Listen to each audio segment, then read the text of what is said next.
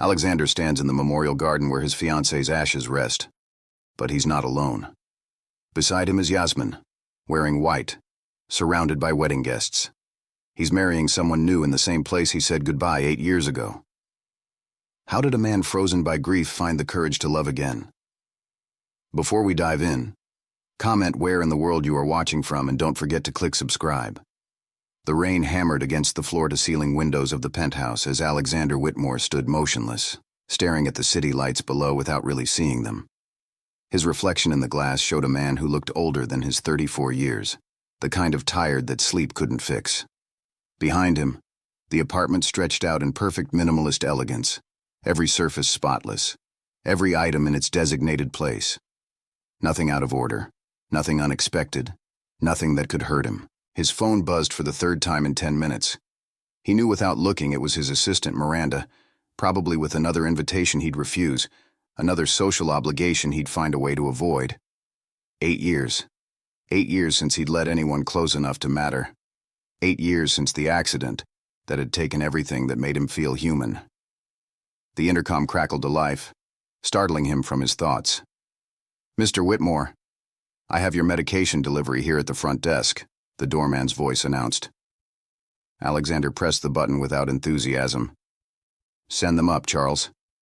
He moved through his apartment with mechanical precision, the same route he took every evening. Kitchen for water. Living room to wait. The routine was comforting in its predictability. Nothing could surprise him if everything was controlled. The doorbell rang exactly 2 minutes later. Alexander opened it, expecting the usual pharmacy courier, a kid who barely made eye contact, handed over the bag, and left. Instead, he found himself looking at a woman in nurse's scrubs, her rich, dark skin glowing even under the harsh hallway lights, her hair pulled back in a practical bun that somehow made her large brown eyes even more striking. "Mr. Whitmore." Her voice was warm, professional. "I'm Yasmin Clark from Anderson Pharmacy. They've upgraded to personal medical delivery for patients with your prescription profile. May I come in to go over your medications?" Alexander's first instinct was to refuse, to take the bag and close the door. But something in her direct gaze, the complete absence of pity or curiosity, made him step aside. "I'm not an invalid," he said, more sharply than intended. "I can read a prescription bottle." Yasmin walked into his apartment, seemingly unbothered by his tone. She set her medical bag on his pristine coffee table and pulled out a tablet.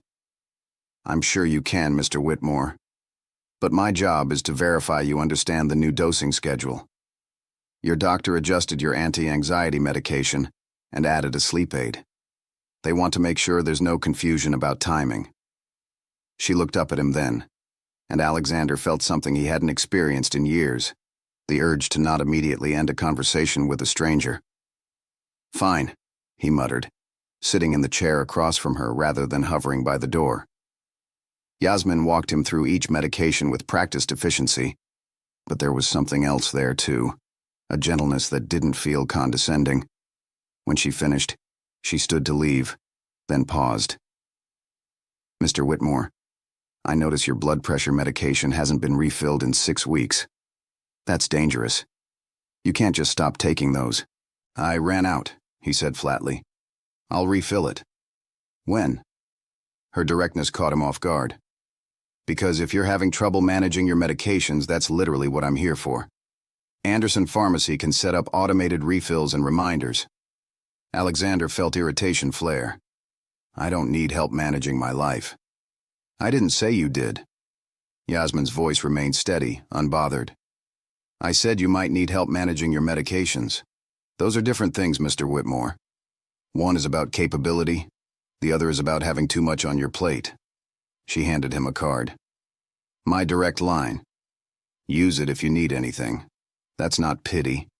That's my job." After she left, Alexander stood in his silent apartment, turning her card over in his fingers. Yasmin Clark, RN. Something about the encounter had unsettled him, knocked him slightly off the axis he'd maintained so carefully for 8 years. 3 days later, he woke at 2 in the morning with his heart racing, the familiar grip of panic closing around his chest. The nightmare had been vivid, twisted metal, broken glass, Emily's voice calling his name, getting weaker and weaker until it stopped. He sat up, drenched in sweat, reaching automatically for the water on his nightstand. His hand shook so badly he knocked the glass over, water soaking into the expensive sheets. Alexander stumbled to the bathroom, turned on all the lights, gripped the marble counter until his knuckles went white. Breathe. Count. Ground yourself. All the techniques his therapist had taught him before he'd stopped going to sessions 2 years ago. None of them were working. His phone was in his hand before he'd made a conscious decision. Yasmin's card somehow already pulled up. His finger hovered over the call button. It was 2 a.m.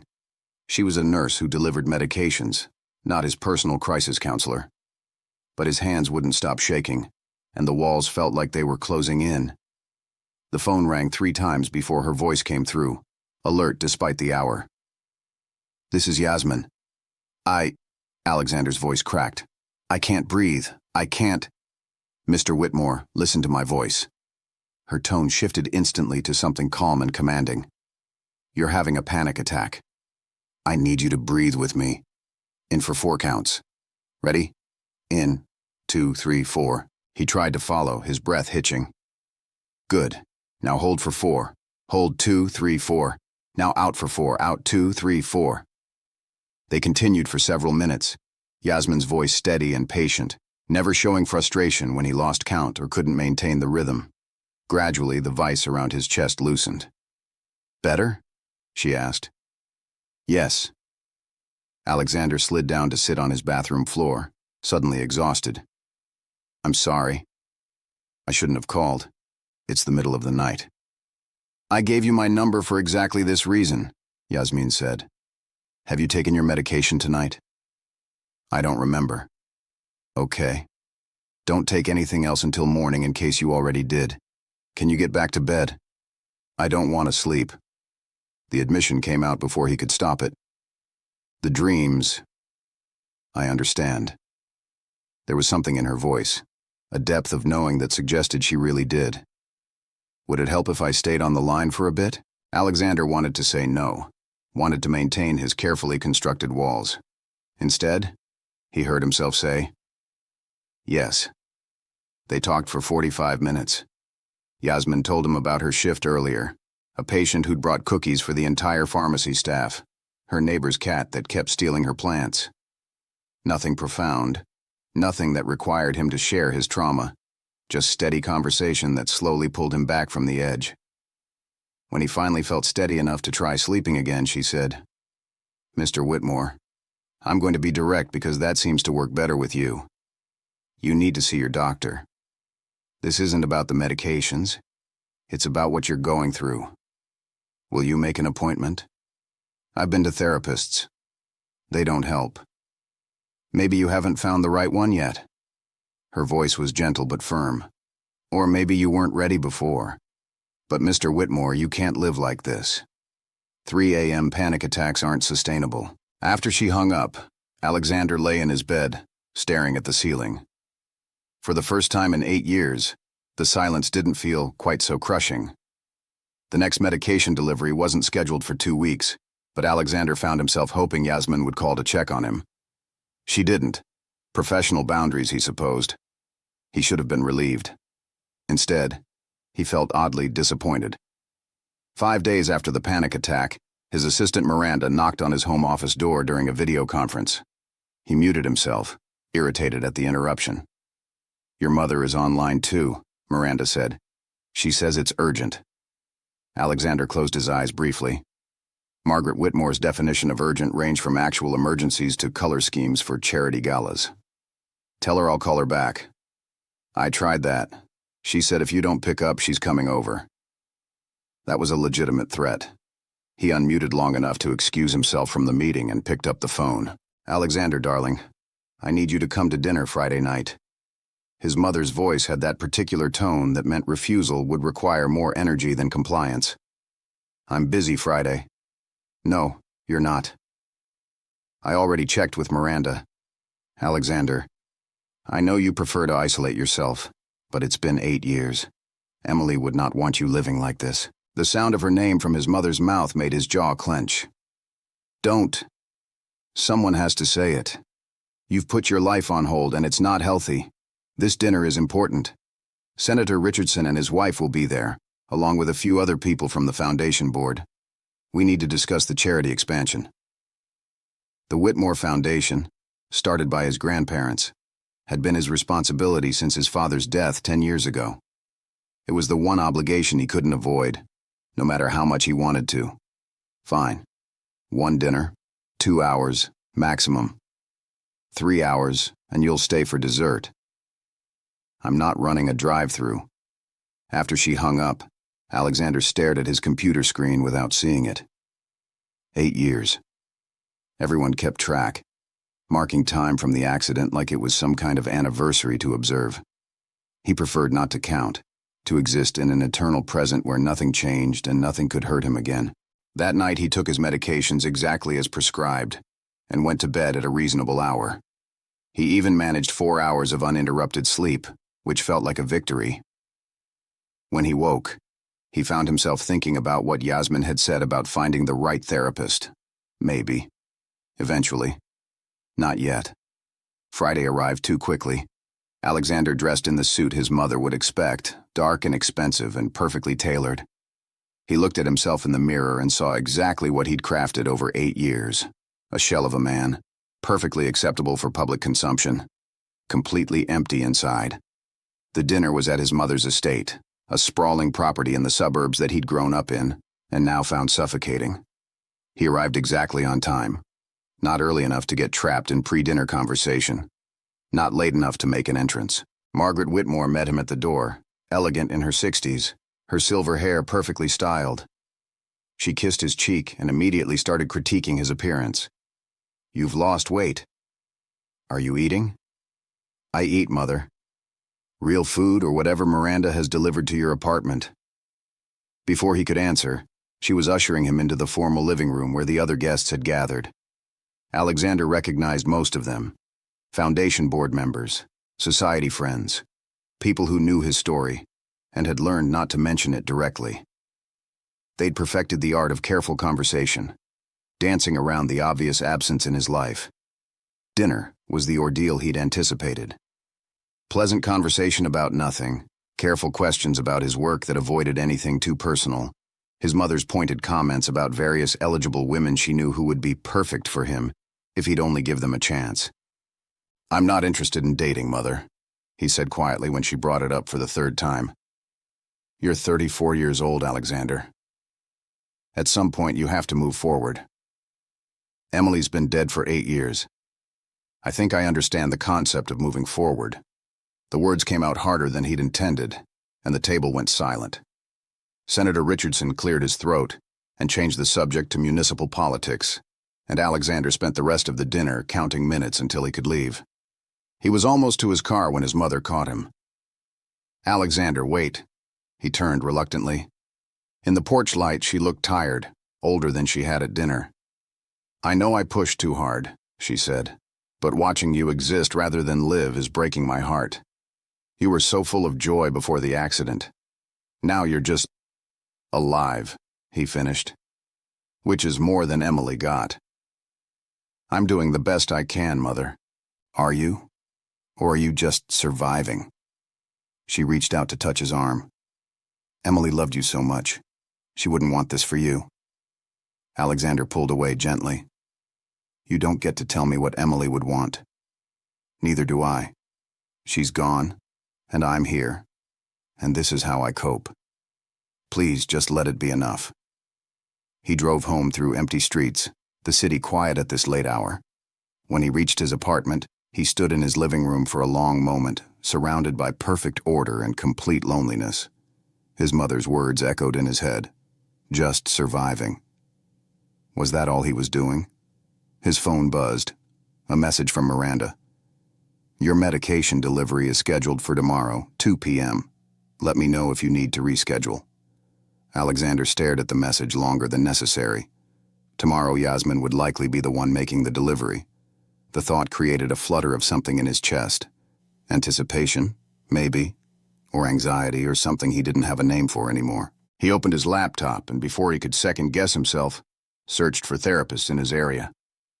3 clicks later, He'd requested appointments with 2 different practices. He closed the laptop quickly, as if someone might see and question his decision. Sleep came easier that night, though the dreams were still there, waiting in the darkness. Saturday afternoon arrived with unexpected sunshine, the kind of clear spring day that made even city concrete look less gray.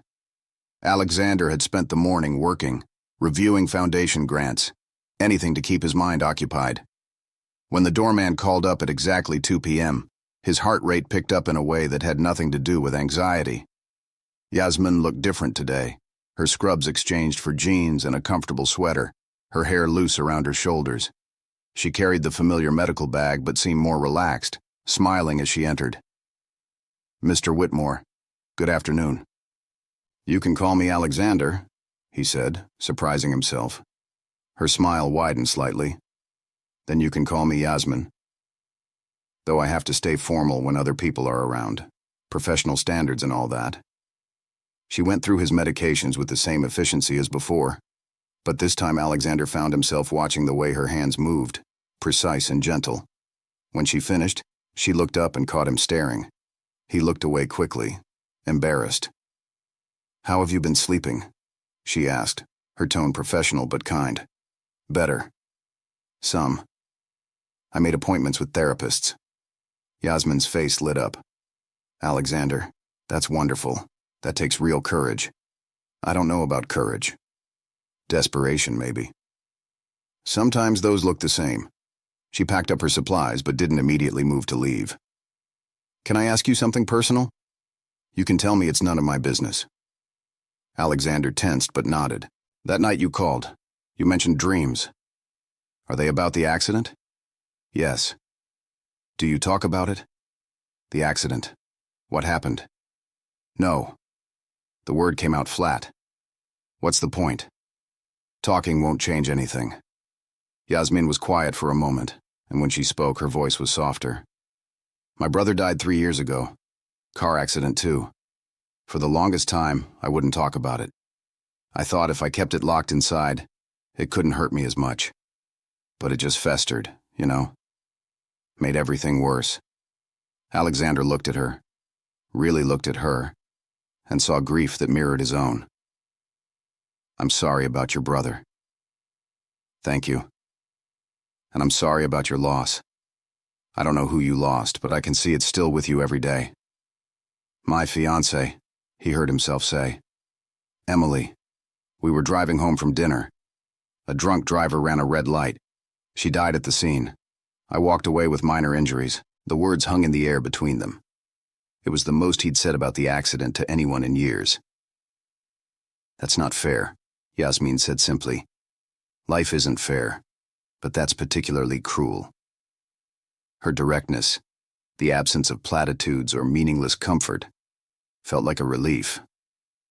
"Everyone always says time heals," Alexander said. "But it's been 8 years and I still feel broken." "Yes." Yasmin stood, slinging her bag over her shoulder. "Can I tell you something my therapist told me? Healing isn't about going back to who you were before. That person is gone. It's about finding out who you can become now, with the scars you carry. You don't heal by forgetting. You heal by learning to live with the weight." After she left, Alexander sat in his apartment, turning her words over in his mind. Who you can become now. For 8 years, he'd been trying to freeze himself in time, to preserve something that was already lost. Maybe that was the problem. His first therapy appointment was Tuesday afternoon. Dr. Patricia Morrison had kind eyes and an office that smelled like lavender. She didn't push, didn't prod, just let him talk when he was ready and sit in silence when he wasn't. "Why now?" she asked at the end of their first session. "You've been managing your grief for 8 years. What changed?" Alexander thought about panic attacks at 2 a.m., about his mother's tired face, about Yasmin's direct questions and gentle honesty. "I met someone who made me realize surviving isn't the same as living.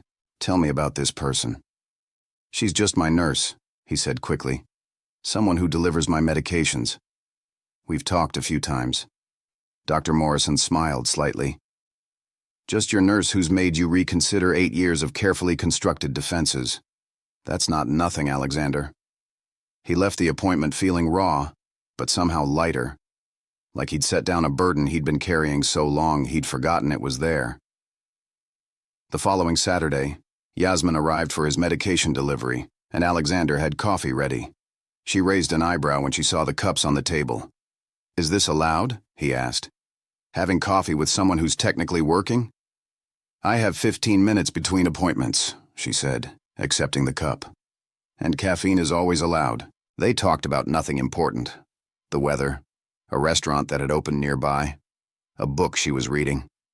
Surface conversation that somehow felt profound because it was normal, the kind of interaction Alexander had avoided for years. "Can I ask you something?" he said as she was preparing to leave. "That night I called you. Why did you stay on the phone so long? You could have just talked me through the panic attack and hung up." Yasmin was quiet for a moment. "Honestly? Because I heard something in your voice that I recognized. That kind of loneliness that comes from trying to protect yourself by keeping everyone at arm's length. I thought maybe you needed to remember what connection feels like, even if it was just someone on the phone in the middle of the night." "Did it work?" She smiled. "You're drinking coffee with me instead of taking your medications and immediately closing the door. So yes, I'd say it worked." Over the next month, their Saturday afternoon medication reviews became something Alexander looked forward to with an intensity that should have worried him. They were just conversations, nothing inappropriate, nothing that crossed professional boundaries. But they were also the highlight of his week. 30 minutes, where he felt almost like the person he used to be. Yasmin told him about her nursing program, how she'd almost quit in her first year because the workload was overwhelming. He told her about taking over the foundation, how responsibility had felt crushing at first, but became a purpose. She shared stories about difficult patients and late-night emergency calls. He described the satisfaction of finding exactly the right grant recipient, knowing the money would genuinely help. They were building something, though neither of them named it. A friendship, Alexander told himself. Just two people who understood grief talking to each other. Nothing more complicated than that. Then came the Saturday when Yasmin arrived with red-rimmed eyes and a forced smile that didn't quite reach her face. "What happened?" Alexander asked before she'd even fully entered the apartment. "Nothing. I'm fine." But her voice cracked on the last word. "Yasmin." She set down her bag and pressed her palms against her eyes. "It's the anniversary. 3 years today since Marcus died. I usually work through it, keep myself busy, but it's hitting harder this year for some reason." Alexander didn't think, didn't plan, just stepped forward and pulled her into a hug. She stiffened for a moment, then collapsed against him, her face pressed into his shoulder. He felt her tears soaking through his shirt and held her tighter, one hand coming up to cradle the back of her head. They stood like that for several minutes. The kind of embrace that had nothing to do with romance, and everything to do with two people who understood the weight of loss. When Yasmin finally pulled back, she wiped at her eyes, embarrassed. "I'm so sorry." That was completely unprofessional. "I don't care about professional right now," Alexander said, and meant it. "Tell me about Marcus." They sat on his couch, and Yasmin talked about her younger brother, the way he'd always made her laugh, his dreams of being an architect, how the accident had been random and senseless, and had shattered their family. Alexander listened, and when she finished, he told her more about Emily, details he hadn't shared with anyone. The way she'd hummed while cooking, her terrible sense of direction, how she'd believed so fiercely in his ability to make a difference through the foundation. "She sounds wonderful," Yasmin said softly. She was. And I've spent 8 years trying to preserve her memory by not letting anyone else in. Like if I kept everything frozen, I could keep her alive somehow. But that's not living. No, it's not. Yasmin looked at him, her dark eyes searching his face. "Alexander, I need to tell you something, and it might change how we interact. I'm developing feelings for you. Real feelings. And I know that's complicated, because I'm your nurse and you're my patient, and you're still grieving. But I also know that pretending wouldn't be fair to either of us." Alexander's heart hammered in his chest. Fear and hope warred inside him. 8 years of careful defenses suddenly crumbling. I feel something too, he admitted, and it terrifies me. Why? Because everyone I love leaves. Because I don't know if I'm capable of letting someone in again. Because what if I'm broken in ways that can't be fixed? Yasmin reached out and took his hand, her fingers warm against his. What if you're not broken? What if you're just hurt? And hurt people can heal. They sat in silence, hands clasped, both afraid and hopeful. Finally, Yasmin stood. I need to finish my deliveries. But Alexander, I want you to think about something. What if loving again isn't a betrayal of Emily's memory? What if it's honoring it by proving that the love she taught you how to give didn't die with her? After she left, Alexander sat alone in his apartment, feeling the walls he'd built for 8 years developing cracks. It was terrifying. It was excruciating. It was the first real thing he'd felt in years. His next therapy session, he told Dr. Morrison about Yasmin, about the confusion and fear and tentative hope. What are you most afraid of? She asked. That I'll let her in and lose her too. That the universe has a quota for how much happiness I'm allowed, and I already used mine up with Emily. Alexander, that's your grief talking, not reality. But I hear what you're saying. Opening yourself to love again means opening yourself to the possibility of loss. That's the risk we all take. The question is whether the possibility of connection is worth that risk. He didn't have an answer yet. The week that followed felt different somehow, charged with possibility and fear in equal measure. Alexander found himself thinking about Yasmin at odd moments, during conference calls, while reviewing foundation paperwork, in the quiet hours before dawn, when sleep wouldn't come. He wondered if she was thinking about him too, or if she'd already regretted her honesty. Wednesday afternoon, his phone rang with an unknown number. He almost didn't answer, but something made him pick up. Alexander? It's Yasmin. Her voice sounded uncertain, unlike the confident nurse he'd come to know. I hope it's okay that I'm calling. I got your number from your file, which is probably against about 15 different protocols. It's okay, he said, surprised by how much he meant it. Is everything all right? I've been thinking about what I said on Saturday. About having feelings for you. I shouldn't have put that on you, especially knowing what you've been through. If you want to request a different nurse for your deliveries, I completely understand. Alexander walked to his window, looking out at the city below. I don't want a different nurse. You don't? No. Yasmin, you've been the first person in 8 years who's made me want to try. That's terrifying, but it's something. I'm not ready to lose that. He could hear her breathing on the other end of the line, the pause stretching between them. I'm not trying to rush you into anything, she finally said. I know you need time. I just needed you to know that I see you, Alexander. Not the grief, not the walls you've built. I see the person underneath, and he's worth knowing. After they hung up, Alexander sat with his phone in his hand, a small smile playing at his lips. It felt foreign, that expression, like a language he'd once spoken fluently but had forgotten over time. Thursday morning he woke from a dream about Emily, but for the first time in 8 years, it wasn't a nightmare. They were sitting in their favorite restaurant, the one where he'd proposed, and she was laughing at something he'd said. In the dream, he knew she was gone, knew this was just his mind's way of holding on to her, but it didn't hurt the same way.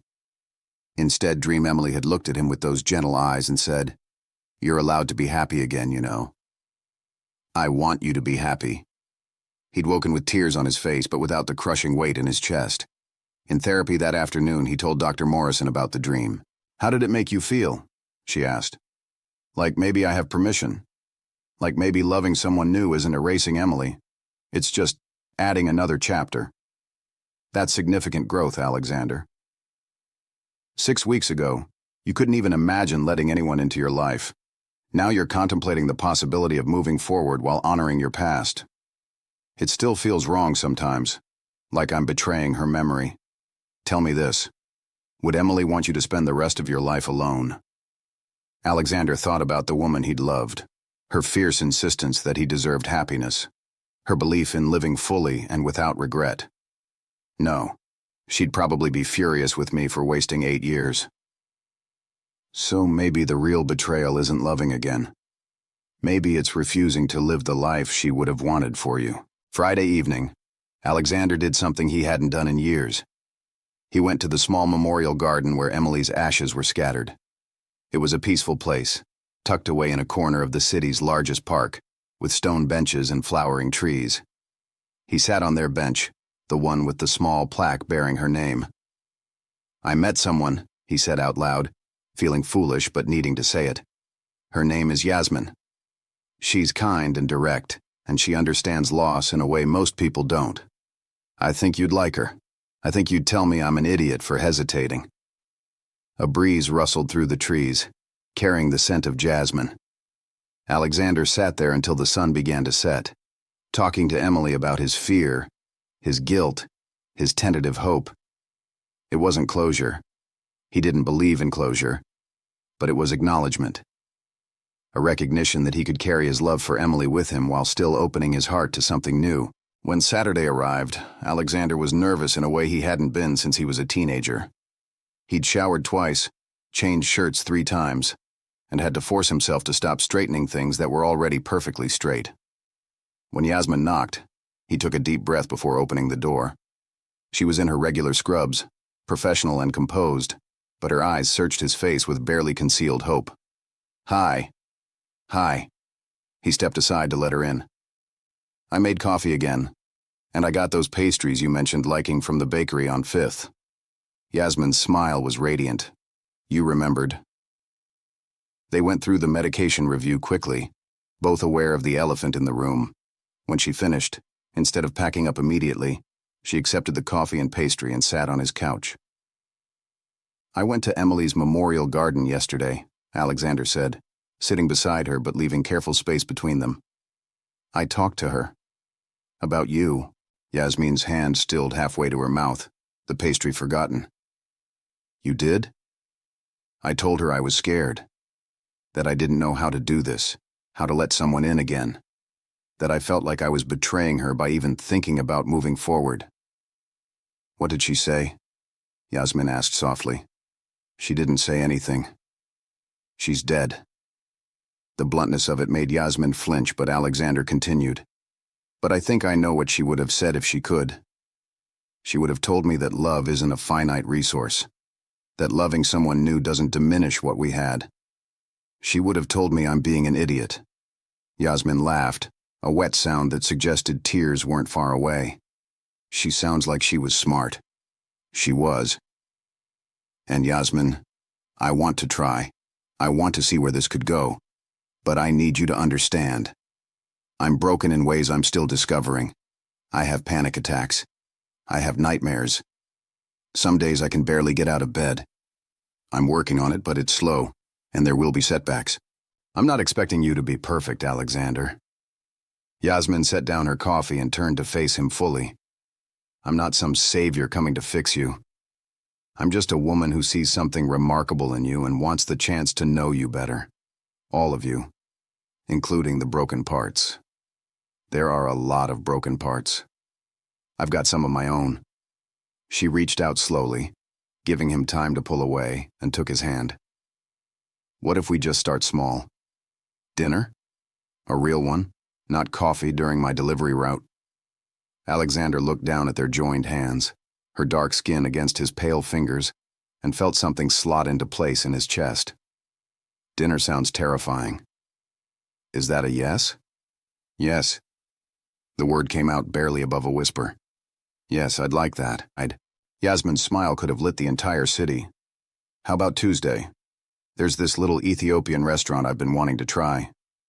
I don't know anything about Ethiopian food." "Good. Then we'll learn together." After she left, Alexander stood in his apartment, his hands still tingling from her touch. For the first time in 8 years, the future didn't feel like something to be endured. It felt like something that might, possibly, be worth looking forward to. Tuesday arrived with Alexander's nerves stretched taut as piano wire.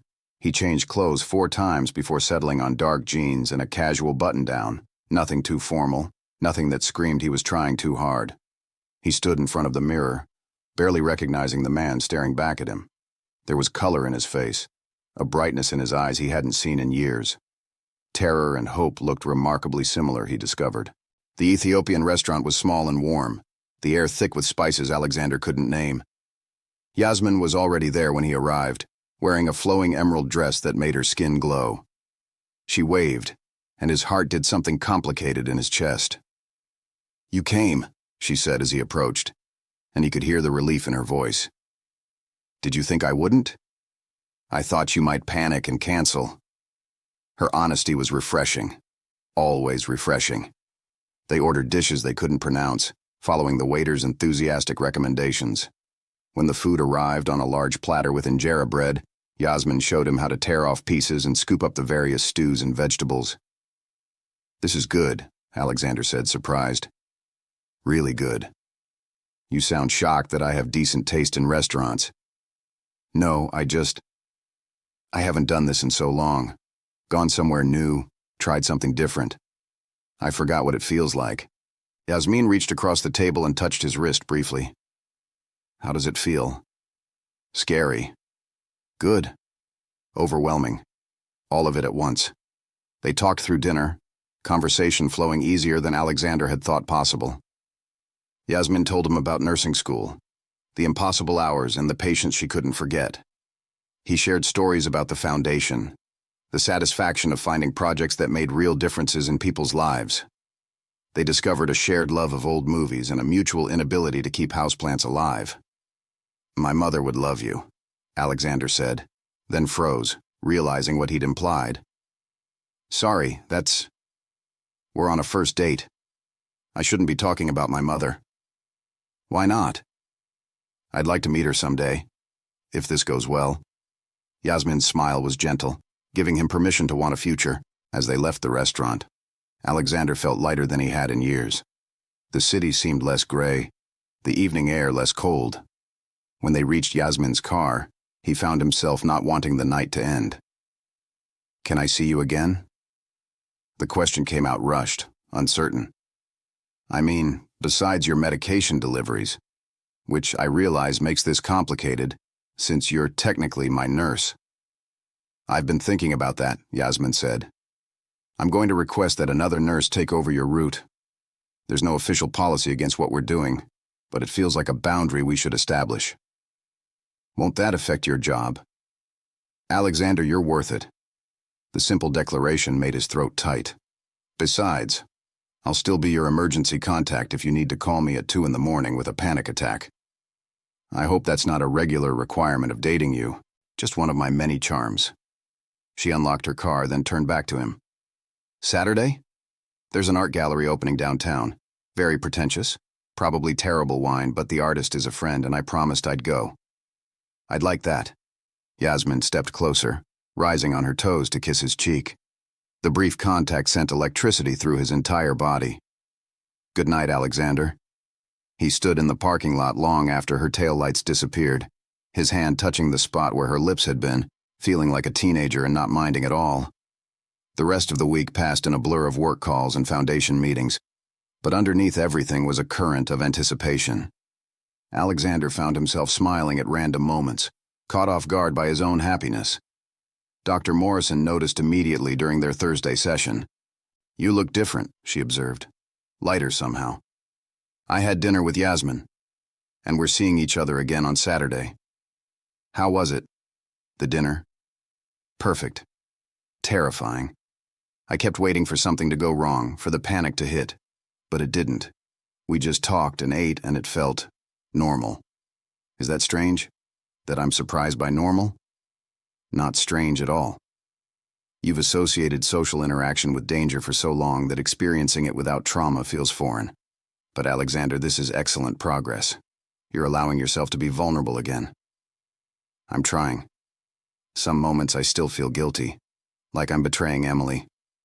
But then I remember what you said, what Yasmin said. Emily would want this for me." Saturday evening found Alexander at the gallery, surrounded by abstract paintings he didn't understand, and people speaking in hushed, reverent tones about composition and negative space. He felt out of place until Yasmin appeared beside him, linking her arm through his. Pretentious enough for you, she whispered. Completely. I have no idea what any of this means. Neither does anyone else. They're just better at pretending. She guided him through the crowd, introducing him to her friend Keisha, the artist, a vibrant woman with purple braids and paint-stained hands. So you're the mysterious Alexander, Keisha said, her eyes sharp and assessing. Yasmin hasn't shut up about you for 3 weeks. Keisha, Yasmin warned, but she was smiling. What? I'm just saying what everyone's thinking. It's good to see you happy again, girl. About time. They spent 2 hours at the gallery, and Alexander found himself relaxing, even laughing at Keisha's outrageous stories about the art world. When they finally left, Yasmin suggested they walk through the nearby park despite the evening chill. Your friend seems nice, Alexander said as they strolled down a tree-lined path. She's wonderful. Blunt, but wonderful. She helped me a lot after Marcus died. Just showed up at my apartment every day until I stopped trying to handle everything alone. That's what I didn't have. After Emily, everyone gave me space, respected my grief. But maybe what I needed was someone to refuse to let me disappear into myself. Yasmin stopped walking, turning to face him. You can't change the past, Alexander. You did what you needed to do to survive. Now you're choosing something different. That's what matters. They stood there in the lamplight, the city alive around them, and Alexander felt the weight of 8 years starting to lift. He reached out slowly, giving her time to pull away, and cupped her face in his hand. Her skin was warm, soft. She leaned into his touch, her eyes searching his. I want to kiss you, he said, his voice rough. But I'm terrified. Of what? Of everything this means. Of how much I already care about you. Of the possibility that I might lose you too. Yasmin covered his hand with hers. You might. That's the risk of loving anyone. But Alexander, you might not. You might get 50 years with me, growing old and arguing about whose turn it is to take out the trash. Isn't that possibility worth the risk? He kissed her then, tentative and gentle, tasting fear and hope in equal measure. She kissed him back, her hands coming up to rest against his chest, and for a moment the world reduced to just this: the warmth of her mouth, the steadiness of her presence, the promise of possibility. When they pulled apart, both breathing hard, Yasmin smiled. That was worth waiting for. Yeah, Alexander managed. Yeah, it was. They walked back to her car hand in hand, and Alexander felt like he'd crossed some invisible threshold. The past 8 years had been about survival, about protecting himself from further pain. Now, finally, he was choosing to live again. The following weeks unfolded with a sweetness Alexander had forgotten existed. They fell into a rhythm. Dinners twice a week, long phone calls on the nights they were apart, lazy Sunday mornings at farmers' markets. Yasmin met Miranda, who approved immediately and started leaving meaningful looks whenever Yasmin called. Alexander met Yasmin's mother, Gloria, a formidable woman who fed him enough food for a week and interrogated him about his intentions with the precision of a prosecutor. I like you, Gloria announced after dinner, as if her approval had been in question. You make my daughter smile. That's all a mother wants. She makes me smile too, Alexander said, and meant it with every fiber of his being. But beneath the happiness, Alexander could feel old wounds that hadn't fully healed. 3 months into their relationship, the anniversary of Emily's death approached, and he felt the familiar darkness creeping back. He woke from nightmares again, the same twisted metal and broken glass, Emily's voice fading into silence. He tried to hide it from Yasmin, tried to maintain the facade of healing, but she saw through him immediately. Talk to me, she said one evening when she found him staring out his window, lost in memories. Don't shut me out, Alexander. It's the anniversary next week, 8 years since the accident. I thought I was past this, but it's all coming back. Yasmin moved to stand beside him, close but not touching. Grief doesn't follow a straight line. You can be healing and still have bad days. That's normal. I don't want to drag you down into this. You're not dragging me anywhere. I'm choosing to be here, She took his hand, lacing their fingers together. What do you usually do on the anniversary? Nothing. Stay home. Avoid everyone. Get through the day. What if we did something different this year? What if we went to Emily's memorial garden together? Alexander looked at her, this remarkable woman who wasn't threatened by his past, who made room for his grief without letting it define their future. You'd do that? Of course. I want to honor the people who made us who we are. Emily is part of your story, Alexander. I'm not asking you to forget her. I'm asking you to let me help you remember her in a way that doesn't destroy you. The day of the anniversary dawned gray and overcast, fitting for the weight Alexander carried. Yasmin arrived at his apartment mid-morning, carrying a small potted orchid. They drove to the memorial garden in comfortable silence, her hand resting on his knee as he navigated the familiar streets. The garden was empty when they arrived, peaceful under the clouded sky. Alexander led Yasmin to the bench with Emily's plaque. They sat together, the orchid resting between them. Tell me about her, Yasmin said softly. Tell me about the Emily you loved. So Alexander talked, really talked, for the first time in 8 years. He told Yasmin about meeting Emily in college, how she'd been studying environmental law and had opinions about everything.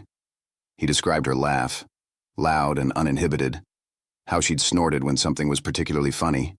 He shared memories of their engagement, the way she'd cried happy tears when he proposed, her excitement about building a life together. She sounds amazing, Yasmin said when he finished, her own eyes wet with tears. She was. And I think she'd be glad I found you. She believed in living fully, in not wasting a single moment. She'd probably be furious it took me 8 years to figure it out. Yasmin placed the orchid near Emily's plaque, a living thing to honor someone gone.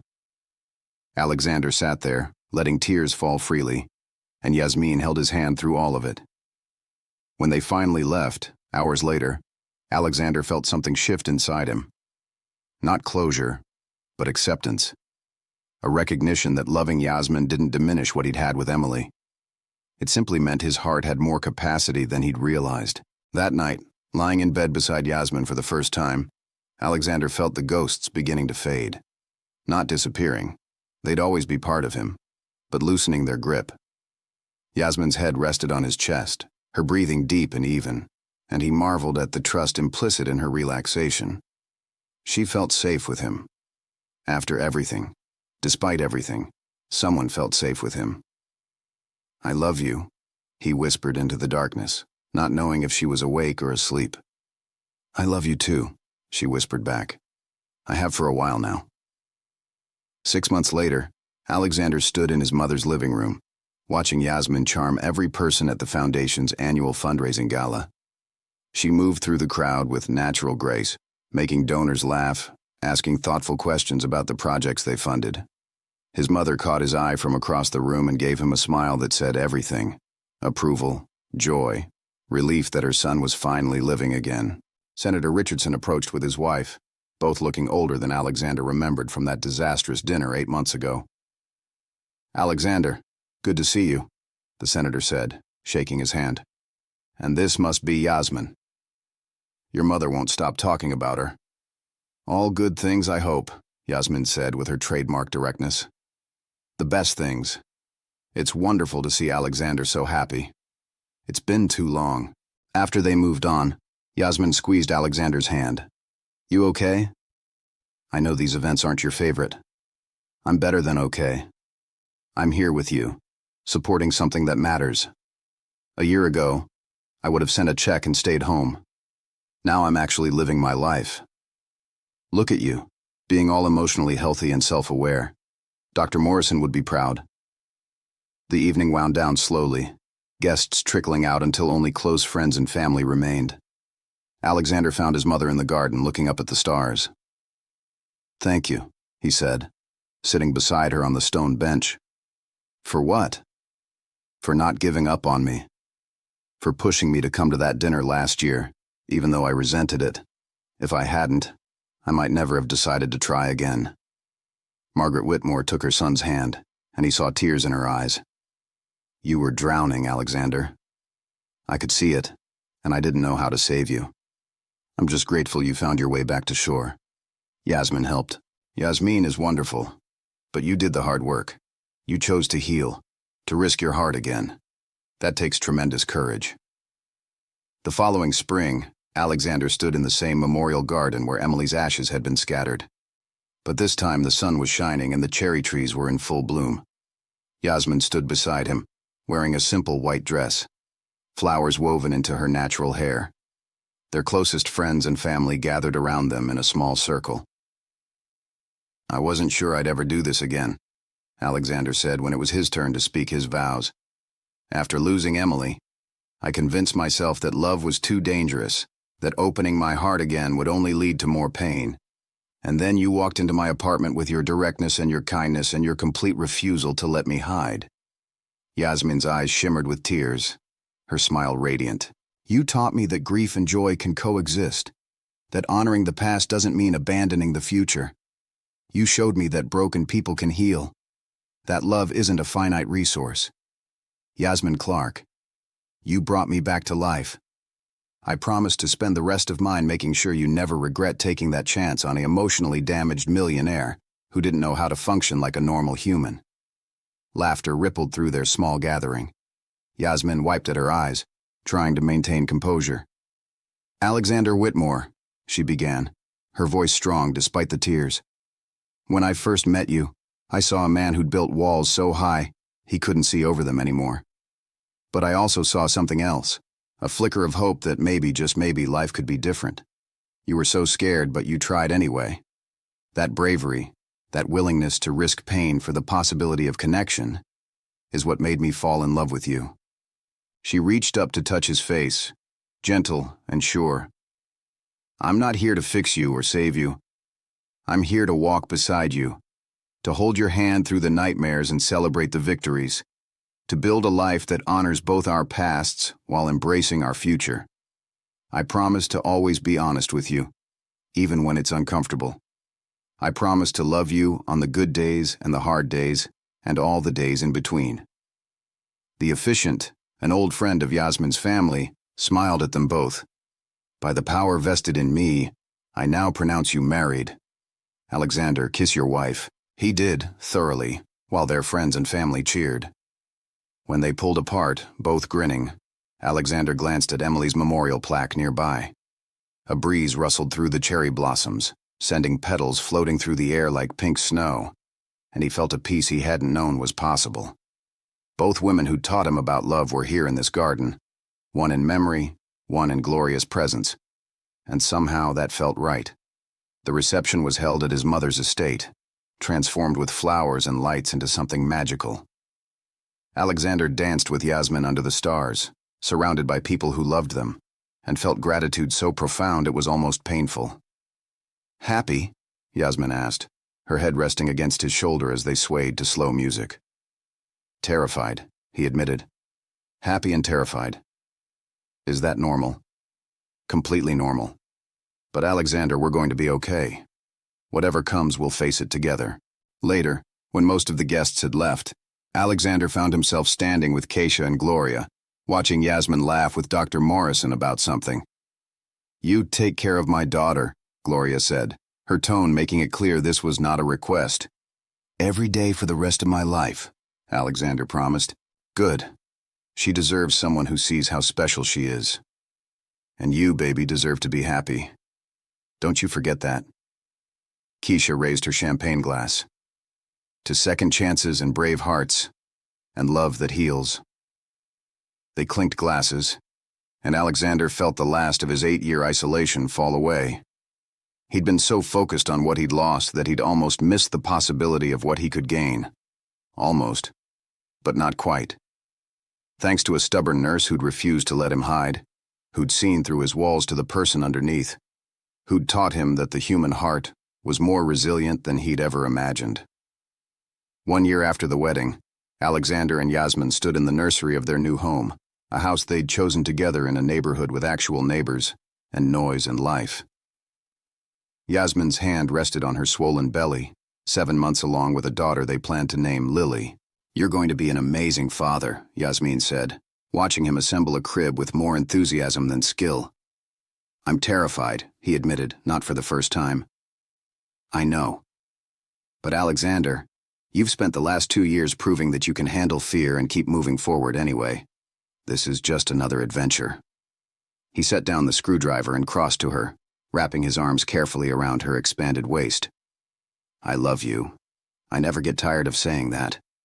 Good, because I never get tired of hearing it. They stood there together, feeling their daughter kick against his palm, and Alexander marveled at the life he'd built from the ashes of his grief. It hadn't been easy. There had been setbacks, days when the darkness crept back, moments when fear almost won, but he'd kept showing up, kept trying, kept choosing love over safety. The doorbell rang, and they both laughed. Margaret Whitmore had taken to dropping by unannounced with baby items, her excitement about becoming a grandmother overriding all sense of boundaries. That's your mother, Yasmin said. $20 says she brought another stuffed animal.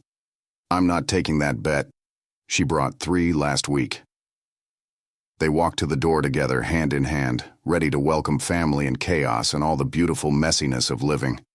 Alexander caught his reflection in the hallway mirror and barely recognized the man staring back, eyes bright, smile genuine, shoulders unburdened by 8 years of self-imposed isolation.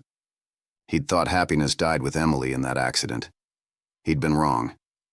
Happiness had just been waiting, patient and persistent, for him to be brave enough to reach for it again. And when he finally had, when he'd let Yasmin past his carefully constructed walls, he'd discovered something remarkable. The heart could break and heal and break and heal again, each time stronger, more resilient, more capable of joy. That night, after his mother left with promises to call before her next visit, Alexander and Yasmin sat on their back porch, watching the sun set over their new neighborhood. Children played in nearby yards, their laughter floating on the evening air. Somewhere a dog barked. Normal sounds of normal life, the kind Alexander had convinced himself he didn't deserve. What are you thinking about? Yasmin asked, her head resting on his shoulder. About how close I came to missing all of this. If you hadn't shown up that day with my medications, if you hadn't called me out on my isolation, if you hadn't been brave enough to tell me you had feelings for me, I'd still be alone in that sterile apartment, convinced I was protecting myself when really I was just slowly dying inside. But you're not. You're here. We're here. And we're building something beautiful. That's what matters, Alexander. Not what might have been, but what is. He kissed the top of her head, breathing in the scent of her coconut shampoo, feeling their daughter move under his hand. I used to think love made you vulnerable, that caring about someone gave the universe ammunition to hurt you. Now I think love is what makes us strong. It's the thing that makes life worth living, even knowing it's temporary, even knowing it comes with risk. Look at you, getting all philosophical in your old age. I'm 35, ancient, practically decrepit. She laughed at his mock outrage, the sound filling their small backyard with joy. As the stars began to appear in the darkening sky, Alexander thought about the journey that had brought him here. 8 years of grief and isolation, followed by 2 years of painful healing and tentative hope. The panic attacks still came sometimes, though less frequently. The nightmares still visited, though they no longer controlled his days. Emily's memory remained, but it no longer trapped him in amber, unable to move forward. He'd learned that healing wasn't about forgetting or replacing what was lost. It was about making room in your heart for both grief and joy. About honoring the past while embracing the future. It was about being brave enough to risk pain for the possibility of love. Wise enough to know that nothing worth having came without cost, and grateful enough to appreciate the precious gift of each day. Thank you, he said quietly. For what? For not giving up on me. For seeing past the walls to the person I could become. For teaching me that the opposite of grief isn't the absence of love. It's more love. Different love. Love that coexists with loss and makes life meaningful anyway.